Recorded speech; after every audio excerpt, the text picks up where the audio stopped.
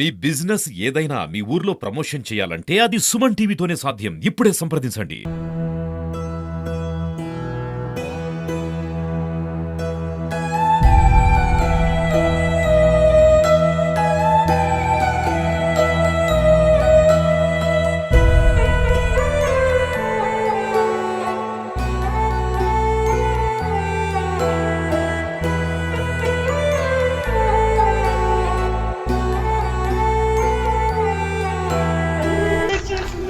నేను చేసిందో తెలియదు కానీ మళ్ళీ డిలీట్ చేసేసి వీళ్ళిద్దరు ఫోటో పెట్టి అవునా అక్క నిజమేనా వీళ్ళ రిలేషన్ అంటే అవునా ఇవాళ బయట చెప్పు మెసేజ్ చేసింది 7:30.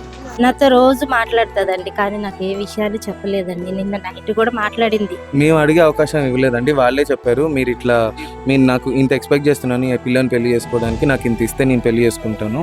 చేసుకుందామన్న థాట్లోనే ఉన్నారు. అమ్మాయి 5 years నుంచి కంటిన్యూగా ఒక అబ్బాయిని ఇష్టపడి తనతోనే వాళ్ళ ఇంట్లోనే ఉంటుంది అంటే వాళ్ళిద్దరికి ఇష్టం లేకుండా అయితే ఉండదు. Welcome to Suman TV. ఈరోజు ఏదైతే బలవత్మనానికి పడిపడిందో కళ్యాణి, సో కళ్యాణికి సంబంధించిన ఇక్కడ పోస్ట్ మార్టం దగ్గరికి అయితే వాళ్ళ బంధువులు స్నేహితులు అందరూ అయితే చేరుకోవడం జరిగింది.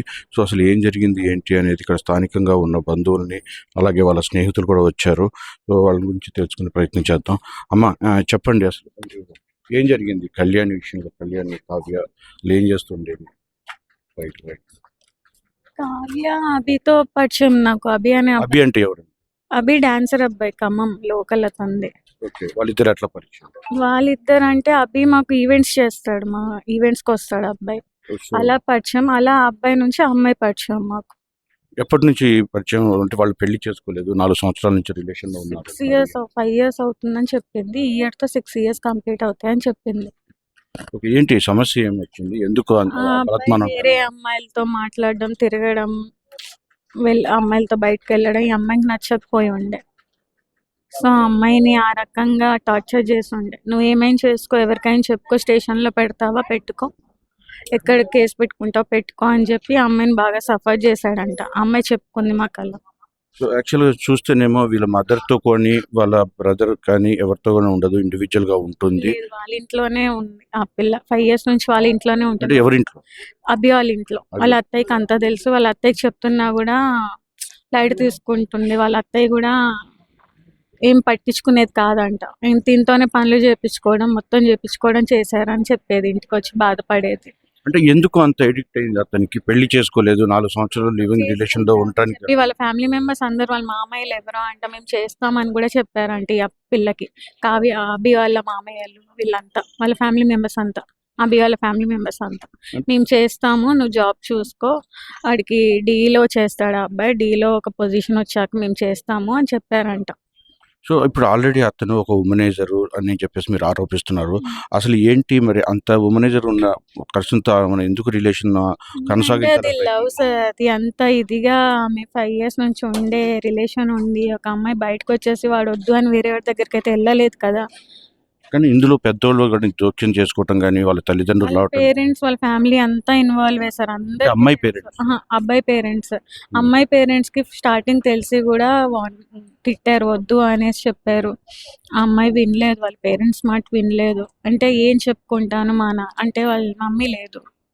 సో ఇంత తెలిసిన తర్వాత ఈ రోజు ఇంత బలత్మన్నాన్ని తీసుకోవడం గల కారణం? రోజుల నుంచి డిసైడ్ అవుతుంది మాతో చెప్తూనే ఉంది. ఎప్పుడు పిచ్చి పిచ్చి మాటలు చెప్తుంది కదా అలానే అని మేము కూడా అంత రియాక్ట్ అవ్వలే. ఇక నైట్ కాల్ చేసింది, అక్క ఇలా అంట కదా అమ్మాయి ఇదేనా అని. నాకు ఫోటో పంపిండే. అవునరా ఈ అమ్మాయి వాళ్ళతోనే ఉంటున్నాడంట, మాకు కూడా తెలిసింది అని చెప్పాము. ఫోటో పంపించి వీళ్ళు ఇలా రింగ్ సెక్షన్ చేసుకున్నారంట అక్క, ఇంకా నేను కాళ్ళు పట్టుకున్నాను అక్క, నా తప్పేమైనా క్షమించు, నాదేమైనా ఉంటే నాకు చెప్పు అని కూడా నేను బతిమలాడుకున్నా అక్క. లేదు నన్ను కొట్టాడు, ఈ మధ్యలో కొట్టాడంట, కొట్టి ఇంట్లో నుంచి వెళ్ళగొట్టాడంట. అయితే మా ఇంటికి వచ్చేసి ఉండరా అని కూడా చెప్పా. మేము ఈవెంట్స్కి వెళ్తాం కాబట్టి ఇంట్లో ఎవరు ఉండరు, ఇక్కడ వచ్చి ఉండి మా ఇంట్లో నిన్ను చూసుకోవడానికి ఎవరు ఎందుకు ఉండరు, మేము చూసుకుంటామని కూడా చెప్పాము. లేదక్క నేను ఒకళ్ళని ఇబ్బంది పెట్టాను, ఒకళ్ళ ఇంటికి వచ్చాను కూడా చెప్పుండే. సో ఎర్లీ మార్నింగ్ మరి ఇలా చేసిందంటే వీడియో ఏదో పెట్టిన స్టేటస్, అది కూడా డిలీట్ చేసేసారంట. నాకు ఏం మెసేజ్ పెట్టింది? మీ దగ్గర ఏం ఆధారం? చెప్తుండేదా మీకు ఫొటోస్ పంపిస్తాను వాళ్ళతో వీళ్ళతో ఉన్న ఫొటోస్? మార్నింగ్ వస్తా అన్నది కూడా అదే. లేదక్క అంటే మీ దగ్గర ఉన్నాయి ఏమైనా ఆధారాలు? మా దగ్గర ఏం లేదు సార్, తన ఫోన్ లోనే ఉంది. తన మొత్తం చెప్పింది, ఎక్కడెక్కడ ఏ గ్యాలరీలో ఏముంటాయి అనేసి అన్ని చెప్పింది. మీకెందుకు చెప్పు? ఎందుకు చెప్పిందంటే మేము తనకి క్లోజ్ కదా అబ్బాయికి. మేము అబ్బాయికి మీరు అబ్బాయి క్లోజ్ కూడా అంటే close మా ఈవెంట్స్కి వస్తాడు ఆ అబ్బాయి. ఉమ్. మా ఈవెంట్స్కి వస్తాడు కాబట్టి మాకు చాలా క్లోజ్. ఆ అమ్మాయి యాజ్ అ సిస్టర్గా నన్ను చాలా లైక్ చేస్తుంది ఆ అమ్మాయి. అబ్బాయి కూడా అంతే పరిచయం మీకు. డాన్స్ ఫీల్డ్లోనే మా ఈవెంట్స్కి మరి వచ్చాడు. మీరు సలహా ఇవ్వలేదా ఎందుకు ఇలా చాలా ఇచ్చాం, చాలా ఇచ్చి చూసాం కానీ మెంటల్గా ఆ అబ్బాయి మరి ఏం చేశాడో లోపల తెలియదు. కానీ మాకు తెలిసినంత వరకు అయితే ఇవి మాకు చెప్పుకుంది. ఇంకా లోపల ఏం టార్చర్ అయిందో మాకు చెప్పుకోలేదు అది ఇంకా క్లియర్. అంటే బంధువులు ఆరోపిస్తున్నారు ఆవిడకి ఎలాంటి ఆస్తి రాదు, ఈ అబ్బాయితో ఉంటే రాదు అని చెప్పి కూడా అబ్బాయితో ఉంటే కాదు, అబ్బాయి అన్నాడంట. ఇప్పుడు ఇన్ని సంవత్సరాలు లవ్ చేశాడు, ఇంట్లో పెట్టుకున్నాడు. ఇప్పుడు వాళ్ళ డాడీ వాళ్ళతో ఈ మధ్య కాలంలోనే మాట్లాడుతుంది అమ్మాయి. ఇంత ముందు మాటలు లేవు వాళ్ళకి వీళ్ళకి. అయితే అయ్యేసరికి వాళ్ళ డాడీ దగ్గర ఆస్తి ఉంది, మీ ఇంటికి వెళ్ళి ఆస్తి తీసుకురా, ఆస్తి మొత్తం తీసుకొస్తే అప్పుడు పెళ్లి చేసుకుంటా నేను, లేకపోతే చేసుకోను అని చెప్పాడంట.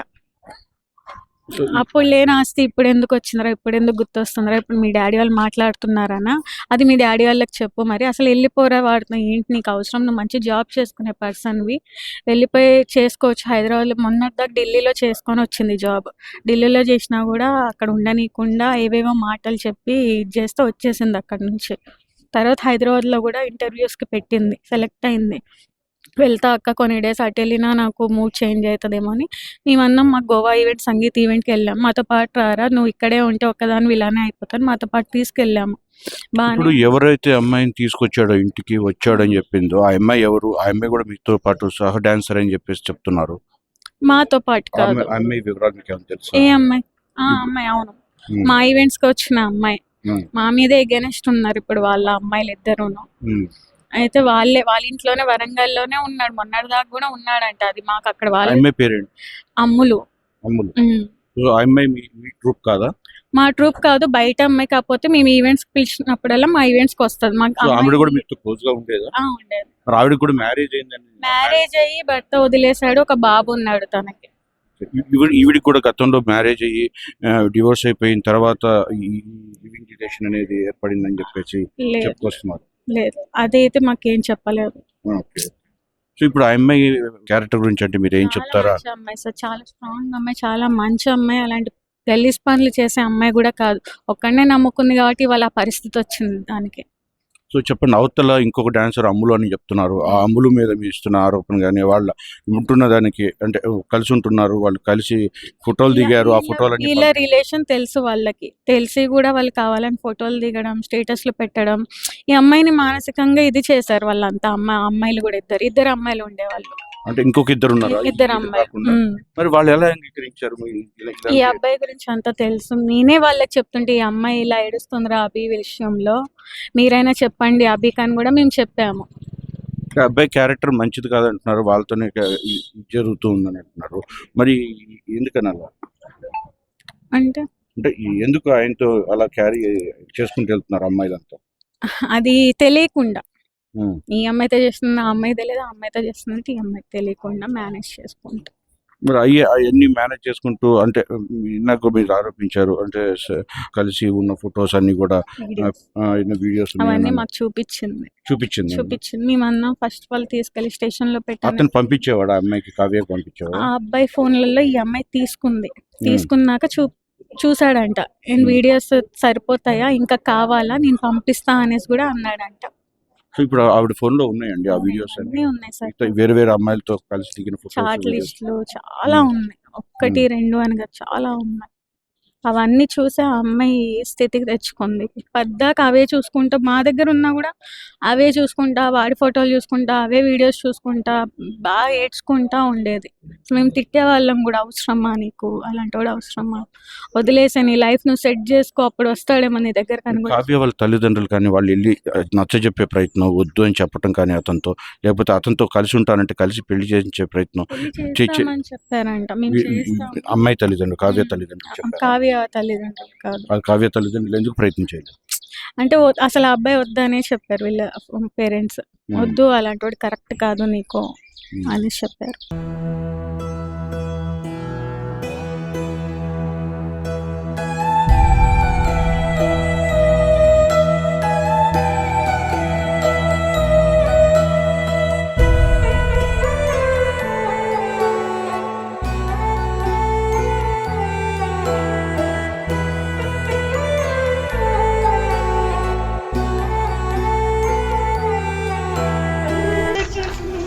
ఏం చేసిందో తెలియదు కానీ మళ్ళీ డిలీట్ చేసేసి వీళ్ళిద్దరు ఫోటో పెట్టి అవునా అక్క నిజమేనా వీళ్ళ రిలేషన్ అంటే అవునా ఏమో బయట చెప్పు మెసేజ్ చేసింది 7:30. నాతో రోజు మాట్లాడుతుందండి కానీ నాకు ఏ విషయాలు చెప్పలేదండి. నిన్న నైట్ కూడా మాట్లాడింది. మేము అడిగే అవకాశం ఇవ్వలేదండి. వాళ్ళే చెప్పారు మీరు నాకు ఇంత ఎక్స్పెక్ట్ చేస్తున్నాను ఈ పిల్లని పెళ్లి చేసుకోవడానికి, నాకు ఇంత ఇస్తే నేను పెళ్లి చేసుకుంటాను. చేసుకుందామన్న థాట్లోనే ఉన్నారు. అమ్మాయి 5 years నుంచి కంటిన్యూగా ఒక అబ్బాయిని ఇష్టపడి తనతోనే వాళ్ళ ఇంట్లోనే ఉంటుంది అంటే వాళ్ళిద్దరికి ఇష్టం లేకుండా అయితే ఉండదు.